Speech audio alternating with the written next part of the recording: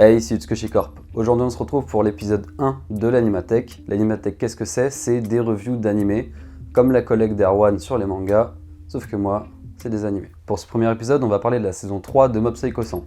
C'est parti. Déjà, à l'heure où je tourne cette vidéo, on en est à l'épisode 6, donc à peu près la moitié de la saison. Je vais donner mon avis sur le début de la saison 3, logiquement. Déjà, Mob Psycho 100, c'est un animé hyper connu. C'est l'autre animé manga de One, celui qui a fait One Punch Man. Et on l'aime tous pour son humour, ses animations très décalées et ses moments épiques. Mob Psycho 100, c'est l'histoire de Shigeo, un petit étudiant qui a des pouvoirs surnaturels. Et évidemment, il fait attention à ne pas le montrer à tout le monde.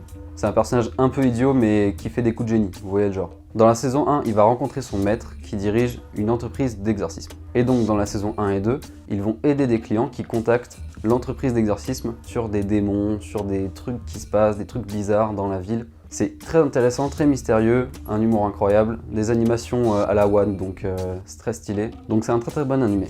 Et maintenant, le début de la saison 3. Shigeo à l'école, toutes les nouvelles saisons, faut commencer, faut reprendre les bonnes habitudes. Il va aller voir son maître va lui dire il y a des trucs, il n'y a pas de trucs. Et là, un nouveau personnage. Je me rappelle plus son nom, je le mettrai là.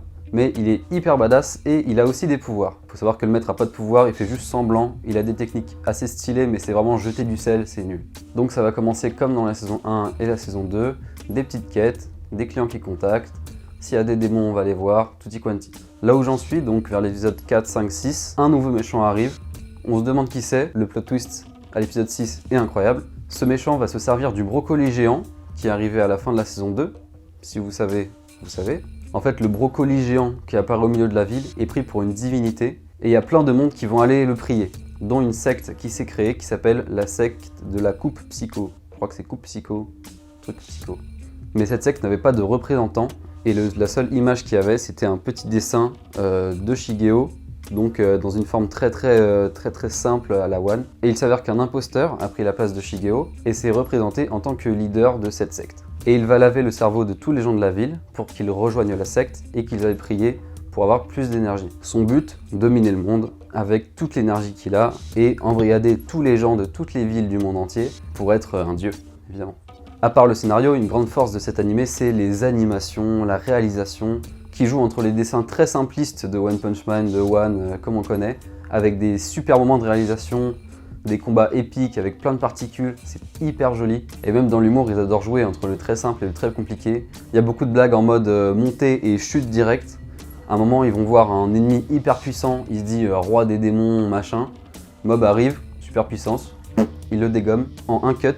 C'est je suis puissant et là, on le voit mort. C'est hyper drôle, j'aime beaucoup ce type d'humour, j'aime beaucoup quand ça casse comme ça. Et donc pour moi, cette saison 3 n'a rien à envier aux deux dernières saisons. On peut aussi noter quelque chose qui revient pas souvent mais qui est très important, c'est les OST. Dans la plupart des animés, il y a des bonnes OST quand tu les réécoutes après. Mais là, dans Mob Psycho 100, il y a vraiment des OST qui se fondent avec l'animation, avec l'événement. C'est vraiment très sympa. Serizawa, le nouveau mec qui est arrivé, est très badass. Ça annonce du très lourd. J'ai hâte de voir la suite. Voilà, c'était un petit résumé des 6 premiers épisodes de la saison 3. Si ça vous a plu, n'hésitez pas à vous abonner, à écrire des petits commentaires, à mettre la cloche pour avoir les notifications des nouvelles collectes, des nouvelles animatech qui vont arriver. Sur ce, je vous dis à la revoyure.